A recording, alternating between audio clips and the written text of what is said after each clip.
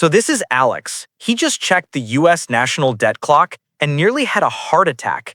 It's over $35 trillion and still rising every second. So Alex asks, wait a second, if every other country that borrowed too much went bankrupt, why doesn't America? That's exactly what we're going to find out today. Why the most indebted country in the world never goes broke, and how this strange system actually keeps the US on top of the global economy.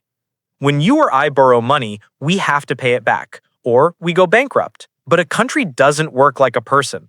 A country that prints its own currency, like the US, can always create more dollars to pay off debt.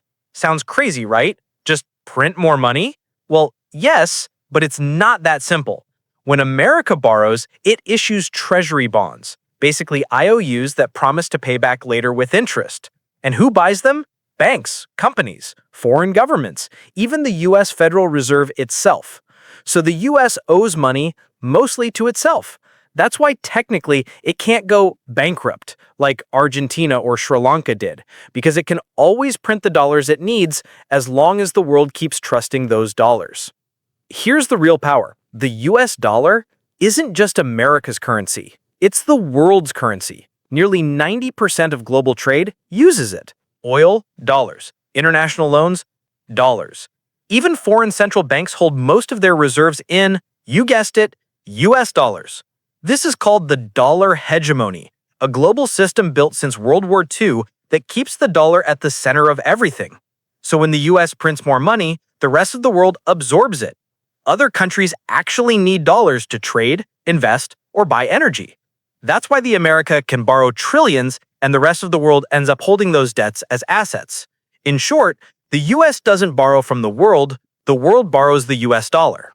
But why does everyone keep trusting a country that owes $35 trillion? Because the US isn't just any country.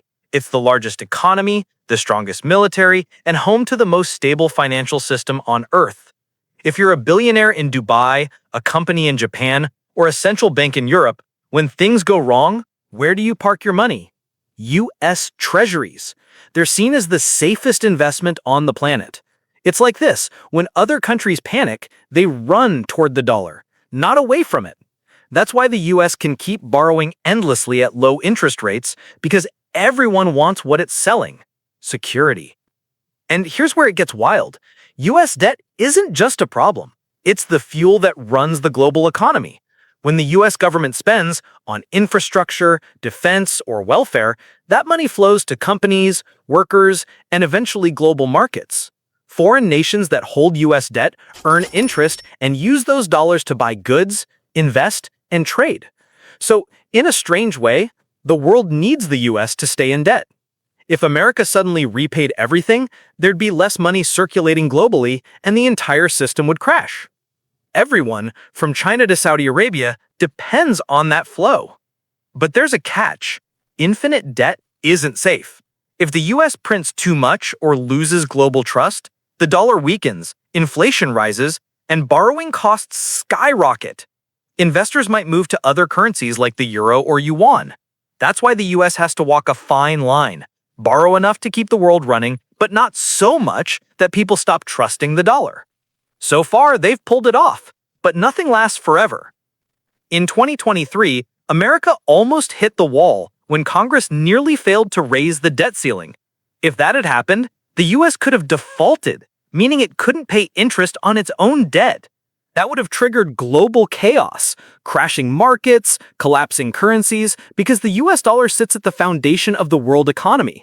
When the US borrows, it's not just borrowing for itself. It's borrowing on behalf of the entire planet. So why can the US keep borrowing and never go bankrupt? Because the entire system is built around its debt. The dollar's power comes from trust. And as long as that trust remains, America can spend, borrow, and print almost endlessly. It's not fair, it's not simple, but it's the reason the world still runs on the green paper printed in Washington, D.C. So the next time you see the debt clock ticking, just remember, it's not counting down to America's collapse, it's counting how much the world still believes in it.